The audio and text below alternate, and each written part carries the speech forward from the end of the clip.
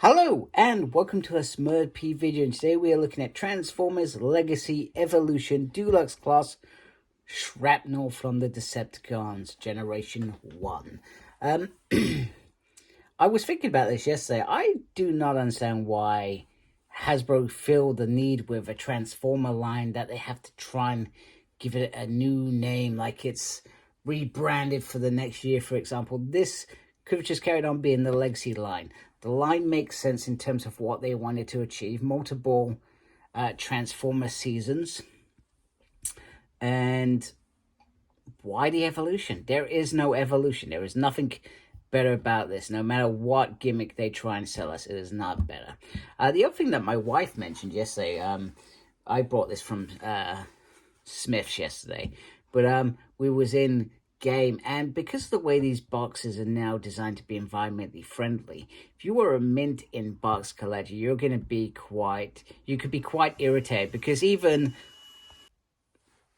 apologies, my neighbor is doing something with a cutting tool and it's very noisy, so apologies if you got wind of that, but I've closed my windows, so I'm hoping that drowns it out. So sorry, going back to what I said. So I was in game, and these boxes get absolutely damaged so easily. So if you're a mint in box collector, you could be quite disappointed with this. So on the side, you got this piece, then you got this piece. Try saying the evolution of the guns. They literally just join in the guns together. It's rubbish. You can transform in 11 steps, which is quite cool. And this is the bit that I would like. This would be the bit that I would keep on my shelf if I was a mint in box collector, but we all know I'm not. And in terms of Transformers, I generally, as sad as it is, do not keep them. I do this solely for the joy of reviewing them, and then I let them go. So Shrapnel, this is probably quite an homage moment for me, because I had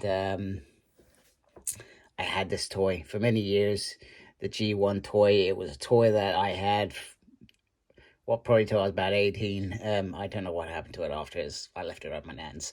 So it's probably been given to some other kid. No, my nan, because that's what she does. She gives away stuff, because she's that sort of person, which is lovely. I'm not. I sell it. I would sell it. But yeah, so I have a big sort of feels towards this character getting a decent figure, and this does look decent. I love the black. I love the cockpits were never really explained. They were just sort of there, or whether it was a case of like most original Transformer toys, it was taken from Diaclone, and maybe they used to put little people in there. I do not know. I have no idea. But I feel like this is very nice. It's very simple, very straightforward. And Kickback was very similar in terms of it was very straightforward, very simple, hence hopefully the easy transformation. So I'm sorry, I've also got to say I've got my camera in a different position, because I think I've damaged the other side, and also it doesn't look as clean as this side. So shh, don't tell my wife that I've ruined her chest of drawers and that I've gone off. So you can take this gun, you can add it in there in a little peg there, and then you can add this on top. That is apparently the fusion part, I think. No, wait a minute. That's not the fusion part. Who am I kidding? The fusion part is this. Let's see if I can do this on camera. This is going to end up disastrous. It's already disastrous. I've already started doing it wrong. There we go. It's that simple. And then this bit goes under here. There we go. Oh, no, that just dropped out. Maybe that is not it. No, that feels like it stays in there. And then he's got a gun that is so long, it's absolutely moronic that he would be carrying a gun like this. Yeah, that's just doesn't look right, does it? There we go. There he is in a nice little pose going on there. Yeah. Well done, Evolution. Keep it that way. That looks cool. I like that. I'm trying to think, can you store them anywhere? Yep, you could. If you wanted to, you could put them back of his arm. Like so. That's pretty cool. I like that. Just, it's not as cool as any of the oh my goodness, my brain's gone. Any of Starscream's crew. That's what I'm going to call him because I can't think of the word I was looking for. So, he looks beautiful in terms of the face. Face looks very clear. Nice Decepticon logo there. The back, it's all very tidy, etc. So let's look at articulation. You can move this if you want. Looks ridiculous, but you can. You can get the arm around there. However, if you have this here, you cannot get that arm around. Straightforward. There's movement on the upper thing. Only a single on the arm, which is what we expect from Transformers. There's movement on the bicep as well. No movement on the hand. Wait a minute. No, I'm going mad. No, there is movement there. I'm going, yeah, okay. Right, anyway, let's move on. There is a whole 360 spin there. You can do the full splits. He has a swivel there. He can lift up there. That is literally just a single. There's no lefty or right on there. So it's very, even though it's Deluxe class, it is very, very simple in terms of articulation, which is sort of what we would expect from this figure. But yeah, he looks very awesome. Very, very happy, even though I'm not keeping this figure. I would be, if I was collecting these, I'd be satisfied that this is going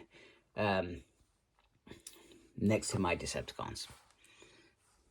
Goodness, what is going on with this camera?